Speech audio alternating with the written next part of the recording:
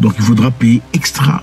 La maison vous appartient, d'accord? C'est fully paid, vous avez tout payé. Mais vous allez payer à la fin de chaque mois parce que vous n'y habitez pas. Donc toutes les personnes qui avaient la barre, généralement c'était des gens qui avaient de l'argent à dépenser. C'était pas pour tout le monde. Et aussi en Angleterre, on s'en souvient, l'Angleterre, en France, Ireland, ils avaient aussi ce qu'ils appelaient taxe pour fenêtre. Donc pour avoir une fenêtre, on sera taxé pour ça. Si vous en avez 8, vous allez payer l'argent pour chaque fenêtre. Fenêtre, taxe, fenêtre, taxe, fenêtre, taxe.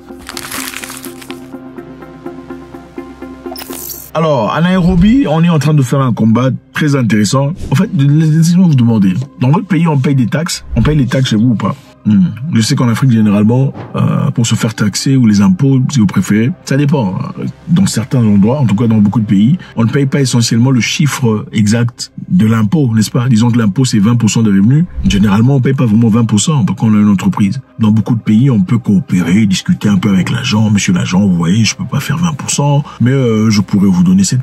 Et l'agent dit, non, messieurs, 7% c'est trop peu. Faites 12%.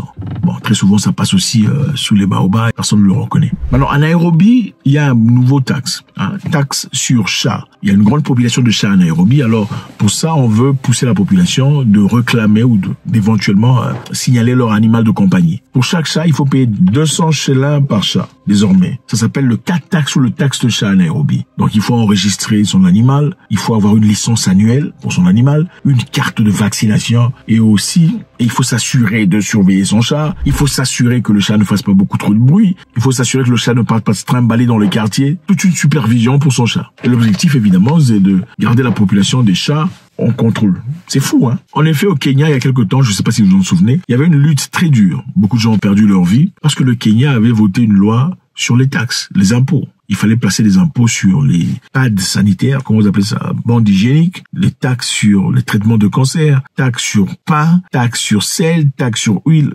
Complètement fou. I'm out today because I think this government has decided that they own this country. They don't own this country. We actually own Kenya.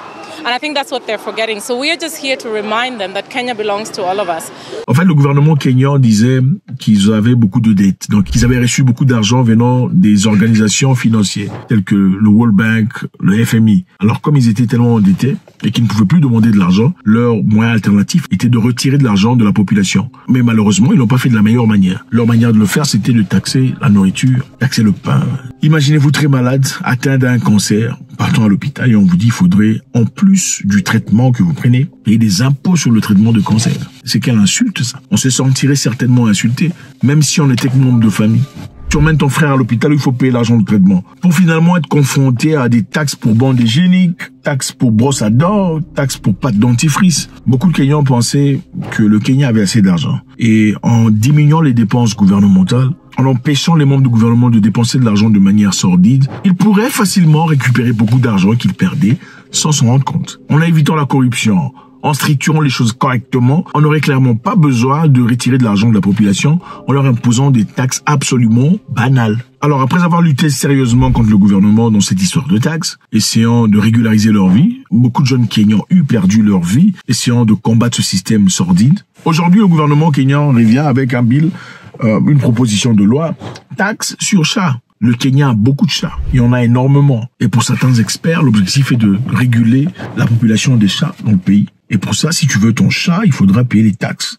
Taxes pour registre, taxes de licence, taxes de vaccination. Il faut s'assurer que ton chat ne fasse pas trop de bruit. Il faut t'assurer que ton chat ne part pas se trimballer dans le quartier sans surveillance. Ils disent qu'au Kenya, il y a eu l'année passée plus de 2000 décès causés par la rage. Donc, vous savez, la rage, généralement, c'est dû à un animal infecté qui vous mord et vous contamine. Et malheureusement, ça n'a pas de symptômes. Et quand les symptômes commencent à se montrer, c'est-à-dire que c'est la fin, c'est irréversible. Le symptôme majeur, c'est une peur effroyable d'eau. Donc quand vous donnez de l'eau à une personne atteinte de rage, elle tremble comme ça et puis voilà. Et en ce moment-là, c'est-à-dire que c'est la fin.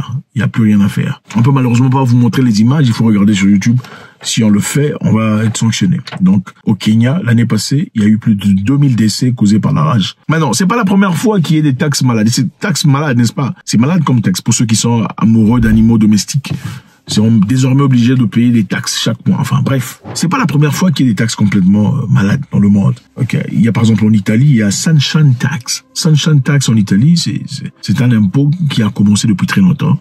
Il s'agit ici d'être taxé pour le simple fait de s'asseoir dehors dans son véranda ou d'aller boire quelque part pendant le sunshine, pendant le soleil, quand le soleil est en train de se coucher. Il y a les taxes que les entreprises payent pour ça, pour mettre des chaises dehors sous le soleil. Pendant qu'en Afrique, vous le prenez pour granted. C'est-à-dire pendant qu'en Afrique, vous le négligez. Ça ne vous dit rien. En Italie, pour s'asseoir sous le soleil, comme ça, vous ne le savez peut-être pas, mais en taxe, il y a des impôts pour ça. C'est malade, n'est-ce pas? Au Canada, par exemple, il y a le taxe pour vacant home.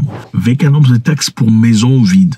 Maison vacante. Donc, si vous arrivez d'avoir peut-être 2 maisons et que l'une de votre maison, vous l'occupez pas beaucoup, vous serez taxé par le gouvernement. But for the people who choose to keep units empty all the time, we're saying you're making a choice. It is your choice, but there's a cost to that choice because you are denying some person in Toronto who needs a home the opportunity to live in that unit you're choosing to keep empty. Donc, il faudra payer extra. La maison vous appartient, d'accord? C'est fully paid. Vous avez tout payé. Mais vous allez payer à la fin de chaque mois parce que vous n'y habitez pas. C'est fou, n'est-ce pas? Pendant qu'il y a des gens en Afrique qui ont 5, 6, 7 maisons, tout ça. Au Danemark, il y a taxe pour gaz. Taxe pour gaz, oui, vous pouvez vous imaginer, c'est-à-dire quand vous émettez des gaz, on va vous taxer pour ça. Bon, je sais qu'il y a beaucoup de gens ici qui pètent trop. Il ne s'agit pas de vous. L'émission de gaz sur l'atmosphère, donc de diminuer le réchauffement climatique. Vous serez taxé sur le nombre de paies effectuées par vos animaux. Importantly, all money raised from charges on emissions will be recycled back into the system to fund further research, tools and technology. C'est fou, n'est-ce pas? C'est malade. Et en Russie, d'ailleurs, ça ne s'arrête pas là. Dans les années 1800, il y avait une taxe très intéressante, taxe sur barbe. Donc, Alexandre de Grete, à l'époque, n'aimait pas trop la barbe faciale. Et toute personne qui voulait garder la barbe devrait payer les impôts pour la barbe. Taxe extra pour la barbe. Donc, toutes les personnes qui avaient la barbe, généralement, c'était des gens qui avaient de l'argent à dépenser. C'était pas pour tout le monde. Et aussi en Angleterre, on s'en souvient, l'Angleterre, en France, Ireland, ils avaient aussi ce qu'ils appelaient taxe pour fenêtre. Donc, pour avoir une fenêtre, on sera taxé pour ça. Si vous en avez 8, vous allez payer l'argent pour chaque fenêtre. Fenêtre, taxe. Fenêtre, taxe. Fenêtre, taxe. Donc c'est ça. C'est la raison pour laquelle aujourd'hui vous voyez beaucoup de maisons dans des vieilles maisons en tout cas. Vous verrez, apparemment c'est une fenêtre, mais c'est rempli par des briques. C'est ça l'objectif. C'est parce que la personne ou la propriétaire de la maison était incapable de payer les taxes pour la fenêtre. Il avait donc fallu choisir quelle fenêtre fermer pour pas payer ces taxes-là. Donc avoir une fenêtre, c'était extraordinaire à l'époque en Angleterre. La fenêtre pour avoir du vent, pour avoir un peu de soleil. Nous savons qu'on a besoin de vent et de soleil pour avoir une vie assez adéquate, assez équilibrée, pour éviter les maladies, tout ça. Fou, hein? Taxe par fenêtre. Hein, aujourd'hui, vous avez des fenêtres, 12, 15 fenêtres, vous vous en foutez. C'est donc ça. Donc, les impôts au Kenya sur les animaux, les chats, c'est bon savoir ce qu'on pense. Qu'est-ce qui est plus fou dans cette histoire? Taxe pour le soleil, taxe pour maison vide, taxe par paix, taxe pour barbe, taxe par fenêtre. Il y en a des tas. Faites-moi savoir ce que vous en pensez, c'est toujours avec beaucoup de plaisir. God bless.